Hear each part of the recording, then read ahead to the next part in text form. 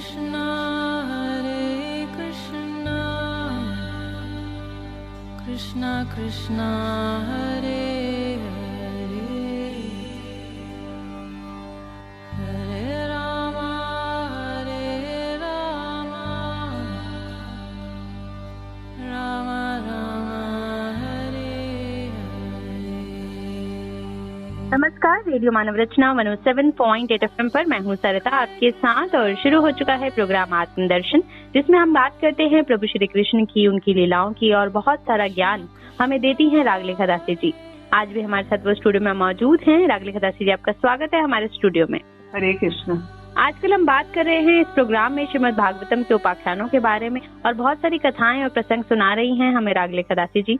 और आज भी कुछ एक नया प्रसंग आपको सुनाएंगे, आपको बताएंगे उसके बारे में। आपको ये प्रोग्राम कैसा लगता है श्रोताओं, आप हमें SMS करें 8010781078 पर। शुरू करते हैं आज का एपिसोड और रागलेखा दासी जी से जानते हैं कि आज वो हमें कौन सी कथा सुनाने वाली हैं। जी, आज हम चर्चा करेंगे द्वादश स्कंद का अध्याय 5, श्री सुखदेव जी का अंतिम उपदेश। सुखदेव जी ने क्या उपदेश दिया जब वो जा रहे थे, तो उन्होंने परीक्षित महाराज को क्या उपदेश दिया जी। तो सुखदेव जी ने कहा कि हे राजन, अब तुम यहाँ पशुओं का अविवेक मूल धारणा को छोड़ दो। तब पशुओं में विवेक नहीं होता, तो वैसी धारणा छोड़ दो। आत्मा अलग है और शरीर से अलग है। और आप ये सोच रहे हो कि मैं मरूंगा और ये शरीर पहले नहीं था, अब पैदा हुआ और फिर नष्ट हो जाएगा। वैसे ही तुम भी पहले नहीं थे, तुम्हारा जन्म हुआ, तुम मर जाओगे, ये बात नहीं है। जैसे बीज से अंकुर, अंकुर से बीज की उत्पत्ति होती है, वैसे ही एक देह से दूसरे देह की और दूसरे देह से तीसरे की उत्पत्ति होती है। किंतु तुम ना तो किसी से उत्पन्न हुए हो और ना ही किसी आगे पुत्र पौत्र आदि के शरीर के रूप में उत्पन्न होगे। जैसे आग लकड़ी से अलग रहता है, जैसे आग लकड़ी से सर्वथा अलग रहती है, लकड़ी की उत्पत्ति और विनाश से सर्वथा परे, वैसे ही तुम भी शरीर आदि से सर्वथा अलग हो। स्वप्नावस्था में ऐसा लगता है कि मेरा सिर कट गया और मैं मर गया हूँ। तुम लोग शमशान में जला रहे हो, मुझे लोग शमशान में जला रहे हैं, परंतु ये सब शरीर की अवस्थाएं दिखती हैं आत्मा की नहीं। जैसे घड़ा फूट जाने पर आकाश पहले की भांति अखंड रहता है, परंतु घटाकाश की निवृत्ति हो जाने से लोगों को ऐसा प्रतीत होता है कि वो महाकाश में मिल गया है। वास्तव में तो ये मिलावा ही था। जैसे ऐसे ही देहपात होने जैसे ऐसा मालूम पड़ता है कि वे जीव भ्रम हो गया, और वास्तव में तो भ्रम ही है ही, भ्रम था ही, उसके अभ्रमता की तो प्रतीति मात्र थी। जब तक तेल रखने का पात्र, बत्ती और आग का संयोग रहता है, तभी तक दीपक में दीपक पना है। वैसे ही उसी समय उनके ही समान जब तक आत्मा का कर्म, मन, शरीर और इनमें रहने वाली चैतन्य अध्यास के साथ संबंध रहता है, तभी तक जन्म मृत्यु का चक्र संसार में भटकना पड़ता है और रजोगुण, सतोगुण, तमोगुण की वृत्तियों से उसे उत्पन्न, स्थित और विनष्ट होना पड़ता है। परंतु जैसे ही दीपक बुझ जाने से तत्वरूप तेज का विनाश नहीं होता, ऐसे ही संसार का नाश होने पर स्वयं प्रकाश आत्मा का नाश नहीं होता। ब्राह्मण के शाप से प्रेरित तक्षक तुम्हें भस्म ना कर सकेगा, सुखदेव जी कह रहे हैं। और तक्षक की तो बात क्या, स्वयं मृत्यु और मृत्यु का समूह भी तुम्हारे पास फटक ना सकेंगे। तुम अपने आप को वास्तविक एक रस अनंत अखंड स्वरूप में स्थित कर लो। उस समय अपनी विषैली जीभ से लपलपाता हुआ, अपने होठों के कोने चाटता हुआ तक्षक आए और अपने विषपूर्ण मुखों से तुम्हारे पैरों को डस डाले, तुम कोई परवाह नहीं। तुम अपने आत्म स्वरूप में स्थित होकर इस शरीर को और तो क्या सारे विश्व को भी अपने से पृथक ना देखोगे। तो ऐसा सुखदेव गोस्वामी जी उनको दे रहे हैं कि तुम अपने आत्मा में स्थित हो जाओ और फिर शरीर का, चाहे वो कुछ भी करे, डस ले, कुछ भी करे, इस पे कोई प्रभाव नहीं पड़ेगा।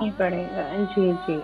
तो सुखदेव जी ने सारे अपने आप को, सुखदेव मुनि समझ चराचर जगत को अपनी आत्मा के रूप में अनुभव करते हैं और व्यवहार में सबके प्रति समदृष्टि रखते हैं। परीक्षित ने उनका संपूर्ण उपदेश बड़े ध्यान से श्रवण किया और अब वे सिर झुकाकर उनके चरणों में और पास खिसक आए और उनसे अंजलि बांधकर, हाथ बांधकर उनसे प्रार्थना करने लगे, हे भगवान, आप करुणा के मूर्तिमान स्वरूप हैं। आपने मुझ पर परम कृपा करके भगवान हरि के स्वरूप और लीलाओं का वर्णन किया है। अब मैं आपकी कृपा से परम अनुग्रहित और कृतकृत्य हो गया हूँ। मैंने मैंने और मेरे साथ बहुत से लोगों ने आपके मुखारविंद से श्रीमद् भागवत महापुराण का श्रवण किया, क्योंकि बहुत से लोग बैठे हुए थे अच्छा। जब सुखदेव गोस्वामी जी ने परीक्षित महाराज को सुनाया। जी। बहुत लोग, मुनि और सब लोग आ गए थे। इस पाठ के में पद पद पर भगवान हरि के उस स्वरूप और उनकी लीलाओं का वर्णन हुआ है, जिसके गान में बड़े बड़े आत्माराम पुरुष रमते रहते हैं। हे ब्राह्मण, अब आप मुझे आज्ञा दीजिए कि मैं अपनी वाणी बंद कर लूं और मौन हो जाऊं और साथी कामनाओं के संस्कार से भी रहित चित्त को इंद्रियातीत परमात्मा के स्वरूप में विलीन करके अपने प्राणों को त्याग कर दूं। आपके द्वारा उपदेश किए गए ज्ञान और विज्ञान से परिनिष्ठ हो जाने में मेरा अज्ञान सर्वदा के लिए नष्ट हो गया। तो वो कह रहे हैं कि अज्ञान नष्ट हो गया, ज्ञान आ गया। आपके भगवान के परम कल्याण में स्वरूप का मुझे साक्षात्कार करा दिया है। और परीक्षित, श्री सूत गोस्वामी कहते हैं, परीक्षित ने भगवान सुखदेव से इस प्रकार बड़े प्रेम से उनकी पूजा की।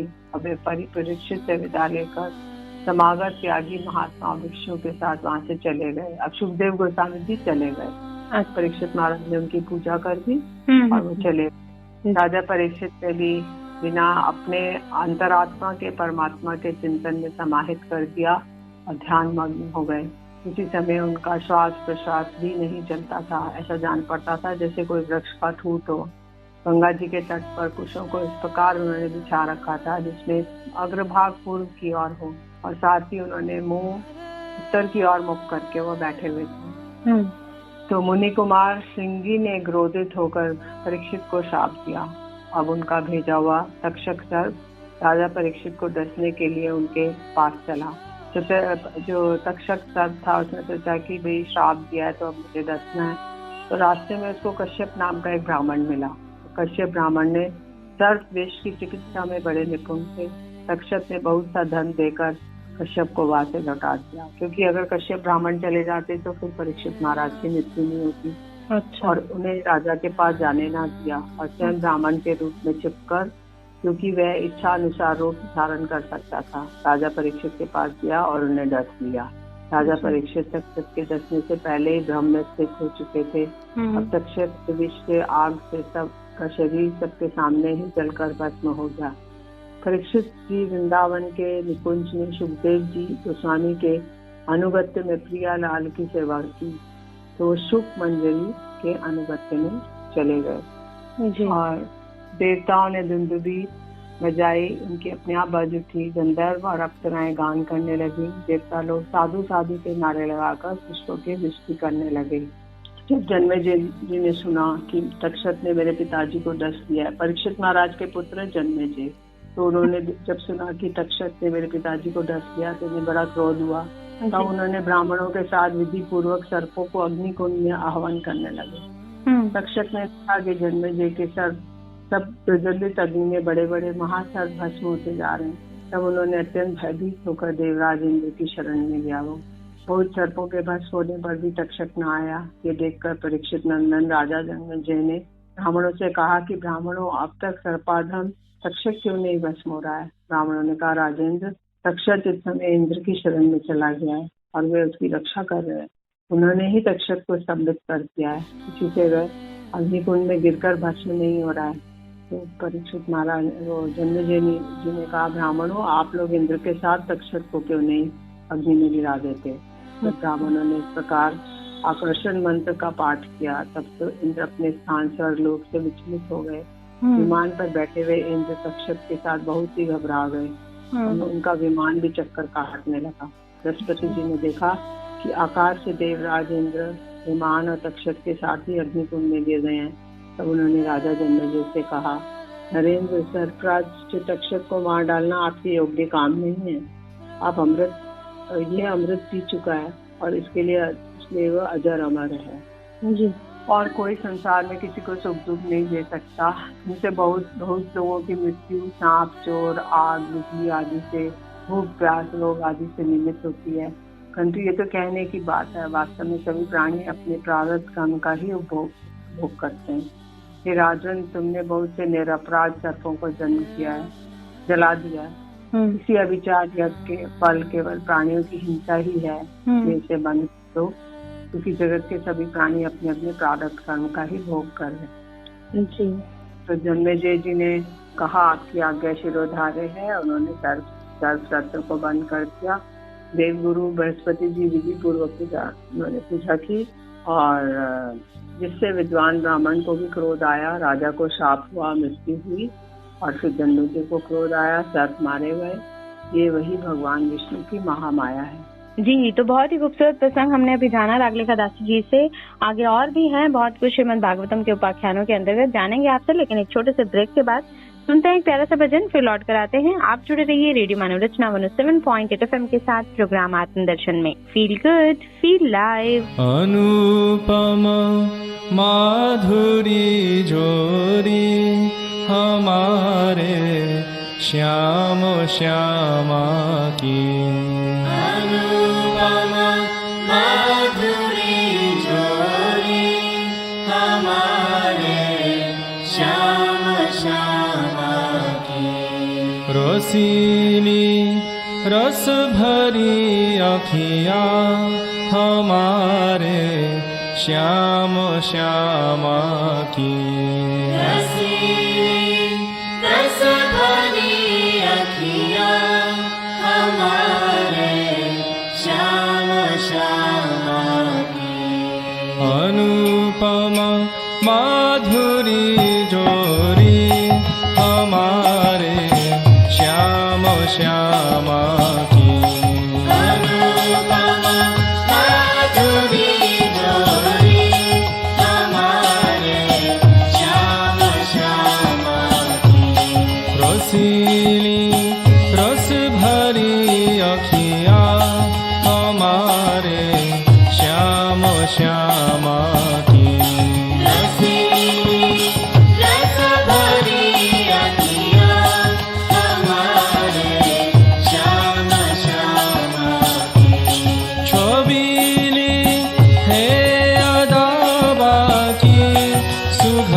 सूरत मधुर बतिया।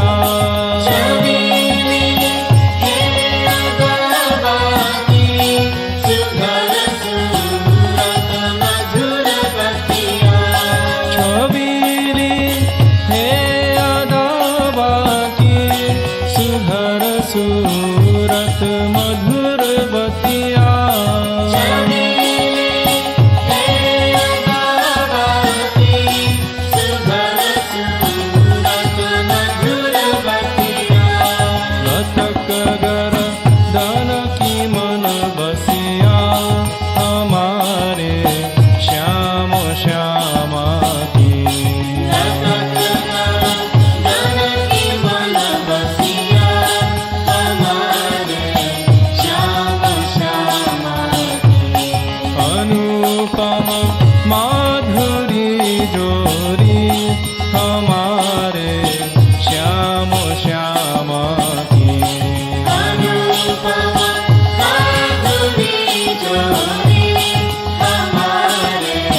श्याम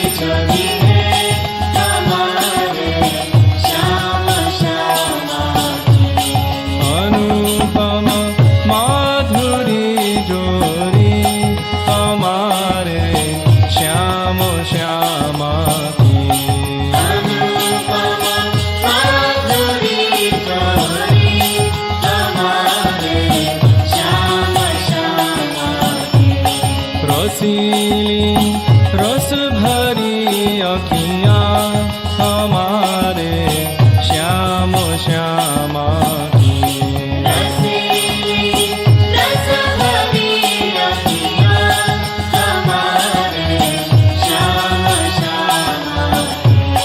परस्पर मिलके जब बिहरे श्री वृंदावन की कुंजन में।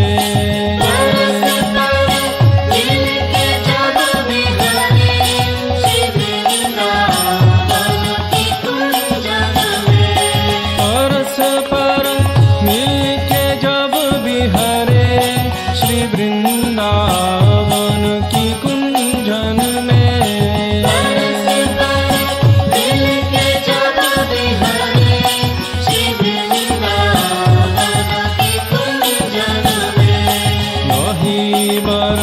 लत बने शोभा हमारे श्याम श्यामा की।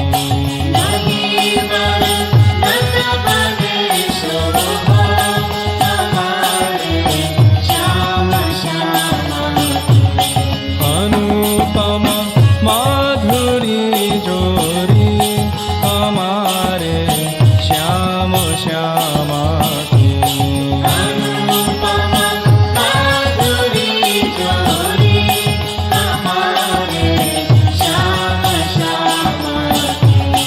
रसीली रस भरी अखियाँ हमारे श्याम श्यामा की।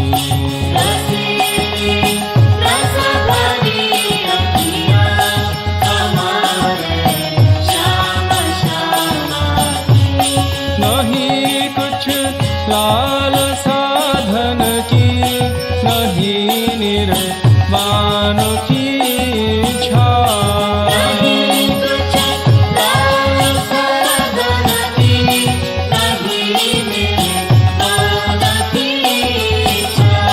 नहीं कुछ लाल साधन की, नहीं निर्वाण की इच्छा।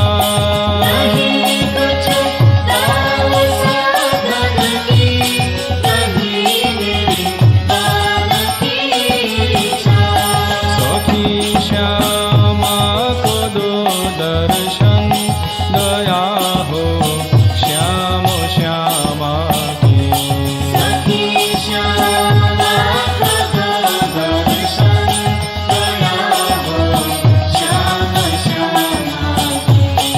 अनुपम माधुरी जोरी हमारे श्याम श्यामा की।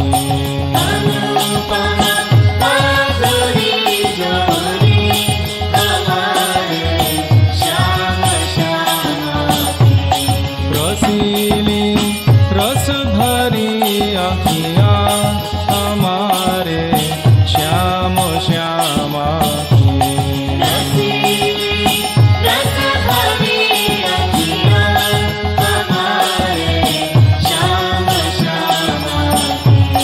रसीली रस भरी अखियाँ हमारे श्याम श्यामा की।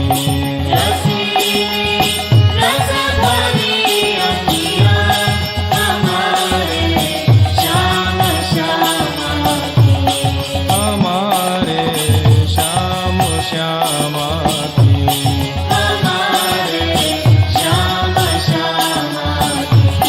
हमारे श्याम श्यामा की।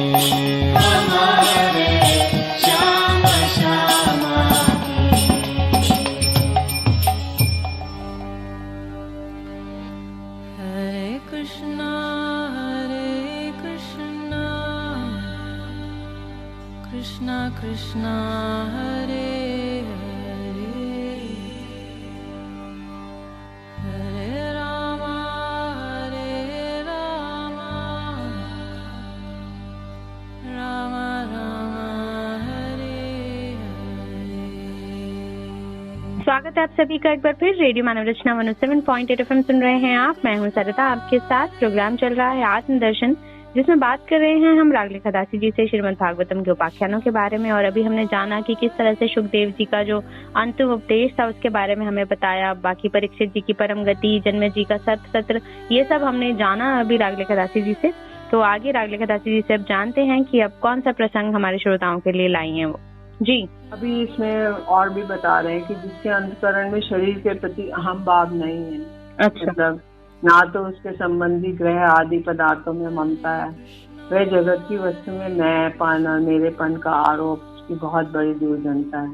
तो इसलिए मैं और मेरा जो है उसका शरीर के प्रति और अपने शरीर से संबंधित जो वस्तु और व्यक्ति है उसके प्रति मैं और मेरेपन का भाव है।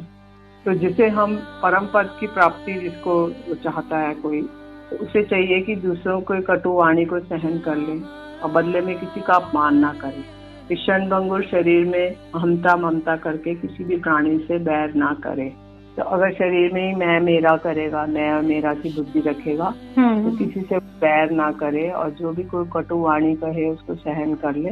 जी, तो बिल्कुल किसी से बैर ना करें, क्योंकि ये शरीर जो है वो नश्वर है और आत्मा अजर अमर है। अगर हम खुद को, आत्मा को परमात्मा के साथ लीन कर लेते हैं तो हमारे शरीर के साथ फिर जो भी हो हमें उसका कोई गम नहीं होता, क्योंकि शरीर ना एक ना एक दिन तो नष्ट होना ही है। तो ये अंतिम उपदेश भी हमें जानने को मिला आज कि किस तरह से हमें प्रभु में लीन होना है, भक्ति में लीन होना है। तो श्रोताओं, आज का एपिसोड बहुत ही अच्छा चल रहा है। अगर आप भी कोई प्रश्न पूछना चाहते हैं रागलेखा दासी जी से तो हम SMS कर सकते हैं 8010781078 पर। तो रागलेखा दासी जी, अब जिस तरह से आपने ये बहुत ही जो सुखदेव जी का अंतिम उपदेश था अपने शरीर नाशवान को लेकर, ये कहीं ना कहीं हम सभी जानते हैं कि हमारा शरीर नाशवान है, एक ना एक दिन नष्ट हो जाएगा, लेकिन फिर भी हम इस दुनिया में रहते हुए धन के पीछे, लोभ के पीछे, ऐशो आराम के पीछे भागते रहते हैं, जबकि हमें पता है कि एक दिन हमें निधन होके जाना है, हमारे पास धन नहीं रहेगा, खाली हाथ हम जाएंगे। लेकिन क्यों ये समाज, क्यों ये दुनिया इस मोह माया के चक्कर में पड़कर हर रोज पैसे के पीछे भागती है, अपना स्वास्थ्य भी छोड़ देते हैं, अपना घर भी छोड़ देते हैं, सिर्फ और सिर्फ पैसा कमाने की होड़ में।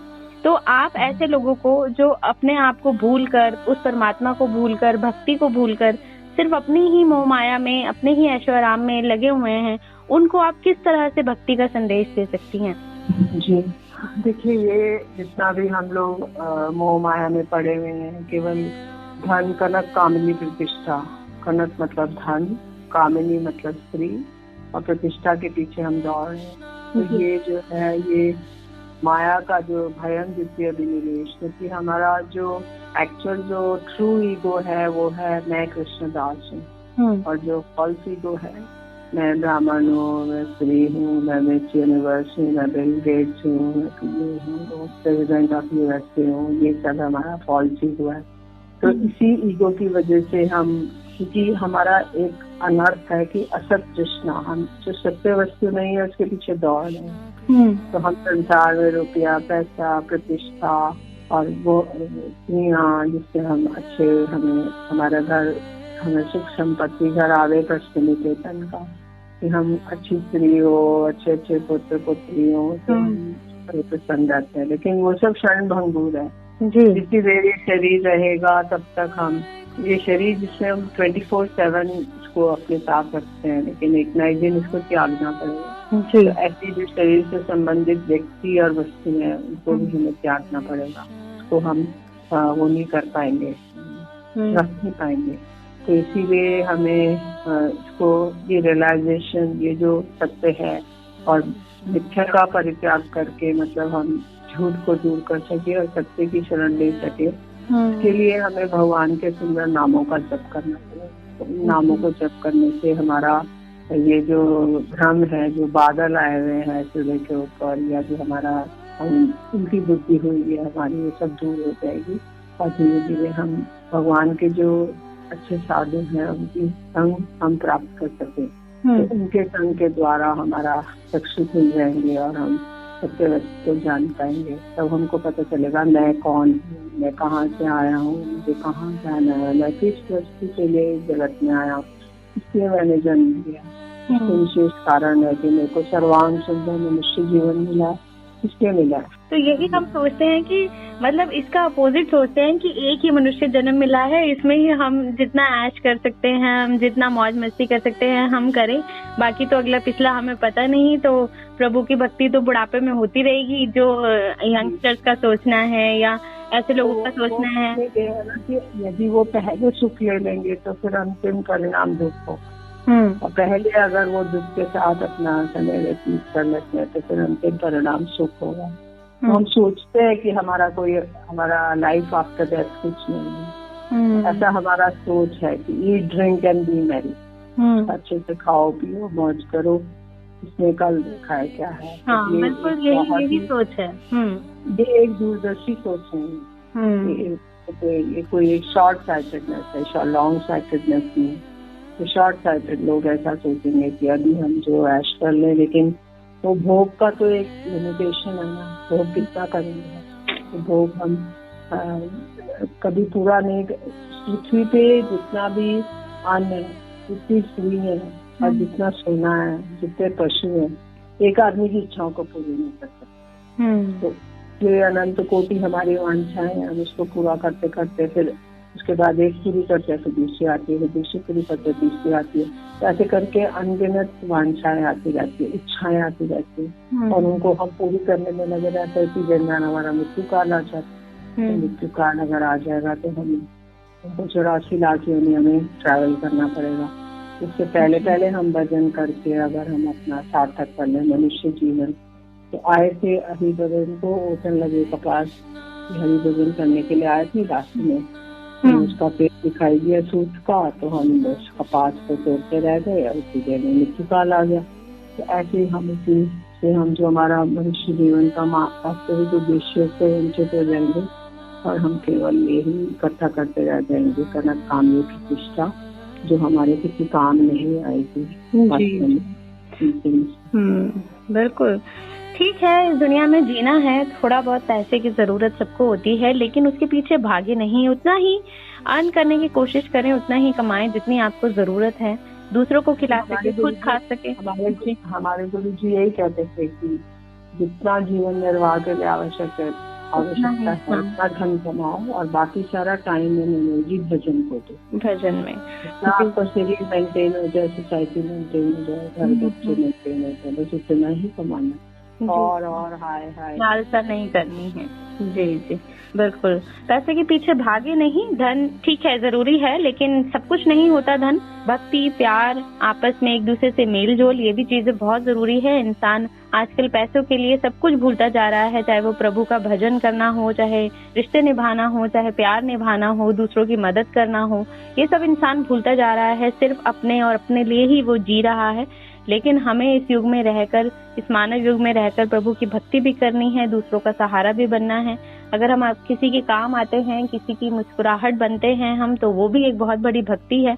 किसी की जरूरत में उसकी सहायता कर पाते हैं, ये भी एक भक्ति है। प्रभु को याद करना तो भक्ति है ही। तो अपने व्यस्त जीवन से श्रोताओं थोड़ा समय निकालकर प्रभु को भी याद करें, दूसरों की भी मदद करें, और अपने जीवन में बहुत अच्छे कर्म करते हुए आगे बढ़े, ताकि आपका आने वाला समय, आने वाला जीवन, आने वाला जो आपका काल है, वो जो है आपका सुरक्षित हो जाए, आपको मोक्ष मिल जाए इन जन्म मरण से। अगर हम प्रभु भक्ति करते हैं, ऐसा तभी पॉसिबल है, ऐसा तभी संभव है। अगर हम प्रभु चरणों में खुद का ध्यान लगाते हैं, तो हम इस मोह माया से हमेशा के लिए पार हो जाते हैं। तो श्रोताओं, आज के प्रोग्राम आत्मदर्शन में इतना ही। बहुत कुछ जाना हमने रागलिका दासी जी से, लेकिन आज का सफर यहीं पर समाप्त होता है। रागलिका दासी जी, आपका बहुत बहुत शुक्रिया हमारे स्टूडियो में आने के लिए। हरे कृष्ण। अगले एपिसोड में और भी बहुत कुछ जानेंगे रागलिका दासी जी से। श्रीमद् भागवतम के उपाख्यानों के अंतर्गत जो कहानियां प्रसंग हैं वो आपको बताएंगे। लेकिन आज के लिए हमें दीजिए इजाजत, और सुनते रहिए रेडियो मानव रचना 107.8 FM पर आने वाले और भी प्रोग्राम्स को। Feel good, feel live.